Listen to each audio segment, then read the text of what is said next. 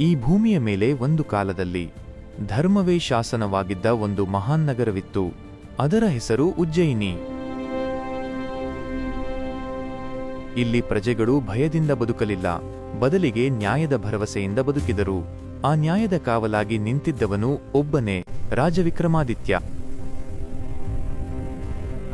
ಶಕ್ತಿಗಿಂತ ಧರ್ಮವನ್ನು, ಕತ್ತಿಗಿಂತ ಸತ್ಯವನ್ನು ಆರಿಸಿಕೊಂಡ ಮಹಾನ್ ರಾಜ. ರಾಜಾಸನದಲ್ಲಿ ಕುಳಿತಿದ್ದರೂ ಅವನ ಹೃದಯ ಸದಾ ತನ್ನ ಪ್ರಜೆಗಳ ತುಡಿತಕ್ಕೆ ಮಿಡಿಯುತ್ತಿತ್ತು. ಆದರೆ ವಿಧಿ ಯಾವಾಗಲೂ ಮೌನವಾಗಿ ಸಂಚು ನಡೆಸುತ್ತದೆ. ಒಂದು ದಿನ ಅರಮನೆಯ ಬಾಗಿಲು ದಾಟಿದನು ಒಬ್ಬ ವಿಚಿತ್ರ ತಪಸ್ವಿ. ಕಪ್ಪು ವಸ್ತ್ರ, ಗಂಭೀರ ಮುಖ, ಕಣ್ಣುಗಳಲ್ಲಿ ಅಸ್ಪಷ್ಟ ಮತ್ತು ನಿಗೂಢ ಉದ್ದೇಶ. ಅವನು ಪ್ರತಿದಿನ ರಾಜನಿಗೆ ಒಂದು ಸಾಮಾನ್ಯ ಹಣ್ಣನ್ನು ಪ್ರೀತಿಯಿಂದ ನೀಡುತ್ತಿದ್ದ. ದಿನಗಳು ಹೋದವು, ವರ್ಷಗಳು ಉರುಳಿದವು, 10 ದೀರ್ಘ ವರ್ಷಗಳು ಕಳೆದವು. ಆದರೆ ಆ ಹಣ್ಣುಗಳೊಳಗೆ ಅಡಗಿದ್ದ ರಹಸ್ಯ ಮಾತ್ರ ಯಾರಿಗೂ ತಿಳಿಯಲಿಲ್ಲ. ಒಂದು ದಿನ ಆ ಹಣ್ಣು ಆಕಸ್ಮಿಕವಾಗಿ ಒಡೆದಾಗ ಅರಮನೆಯೇ ಬೆಚ್ಚಿಬಿದ್ದಿತು.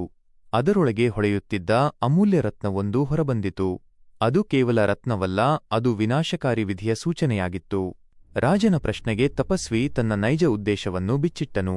ಮಹಾರಾಜ, ಶ್ಮಶಾನದ ಕತ್ತಲೆಯಲ್ಲಿರುವ ಒಂದು ಶಾಪಿತ ಆತ್ಮವನ್ನು ನೀವು ನನ್ನ ಬಳಿ ಕರೆತರಬೇಕು. ಅದರ ಹೆಸರು ಬೇಟಾಳ.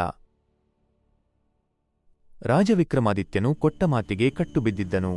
ಅಂದು ಅಮಾವಾಸ್ಯೆಯ ಘೋರರಾತ್ರಿ.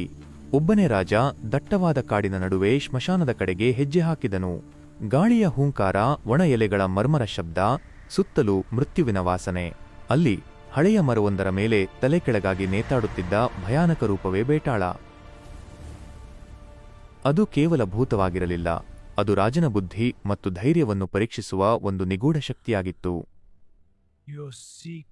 ಬೇಟಾಳ ವಿಕ್ರಮನ ಭುಜದ ಮೇಲೆ ಕುಳಿತು ಕಥೆಗಳನ್ನು ಹೇಳಲಾರಂಭಿಸಿತು. ಪ್ರತಿ ಕಥೆಯೂ ಒಂದು ಜಟಿಲವಾದ ನ್ಯಾಯದ ಪರೀಕ್ಷೆಯಾಗಿತ್ತು. ಬೇಟಾಳನ ಷರತ್ತು ಒಂದೇ: ರಾಜನೇ, ನೀನು ಮೌನ ಮುರಿದರೆ ನಾನು ಮತ್ತೆ ಮರಕ್ಕೆ ಹಾರಿ ಹೋಗುತ್ತೇನೆ. ಆದರೆ ಸತ್ಯ ಗೊತ್ತಿದ್ದು ರಾಜ ಮೌನವಾಗಿದ್ದರೆ ಅದು ಅವನ ಧರ್ಮಕ್ಕೆ ವಿರೋಧವಾಗಿತ್ತು. ವಿಕ್ರಮನು ಪ್ರತಿ ಬಾರಿಯೂ ತನ್ನ ಅಸಾಧಾರಣ ಬುದ್ಧಿವಂತಿಕೆಯಿಂದ ಉತ್ತರಿಸಿದ.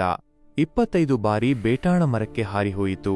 25 ಬಾರಿಯೂ ರಾಜ ಛಲಬಿಡದೆ ಅದನ್ನು ಹಿಡಿದು ತಂದನು. ರಾಜನ ಈ ಅದಮ್ಯ ಧೈರ್ಯಕ್ಕೆ ಮೆಚ್ಚಿದ ಬೇಟಾಳ ಅಂತಿಮವಾಗಿ ಆ ಕುತಂತ್ರಿ ತಪಸ್ವಿಯ ರಹಸ್ಯವನ್ನು ಬಯಲು ಮಾಡಿತು. ಓ ವಿಕ್ರಮ, ಈ ತಪಸ್ವಿ ನಿನ್ನನ್ನು ಬಲಿಕೊಡಲು ಸಂಚು ರೂಪಿಸಿದ್ದಾನೆ. ಶ್ಮಶಾನದಲ್ಲಿ ಯಜ್ಞದ ಅಗ್ನಿ ಉರಿಯುತ್ತಿತ್ತು. ತಪಸ್ವಿ ರಾಜನ ತಲೆ ಕತ್ತರಿಸಲು ಸಿದ್ಧನಾಗಿದ್ದ. ಆದರೆ ಈ ಬಾರಿ ವಿಕ್ರಮ ಮಾತಾಡಲಿಲ್ಲ, ಬದಲಿಗೆ ತನ್ನ ಶೌರ್ಯವನ್ನು ಪ್ರದರ್ಶಿಸಿದನು. ತಪಸ್ವಿ ತಲೆ ತಗ್ಗಿಸಿ ನಮಸ್ಕರಿಸು ಎಂದ ಕ್ಷಣ ಚುರುಕಾದ ವಿಕ್ರಮನು ಅಧರ್ಮದ ಸಂಕೇತವಾಗಿದ್ದ ಆ ತಪಸ್ವಿಯ ತಲೆಯನ್ನೇ ಕತ್ತರಿಸಿದನು. ಆ ಕ್ಷಣ ಕತ್ತಲೆ ಸೋತಿತು, ಅಧರ್ಮ ಅಂತ್ಯವಾಯಿತು.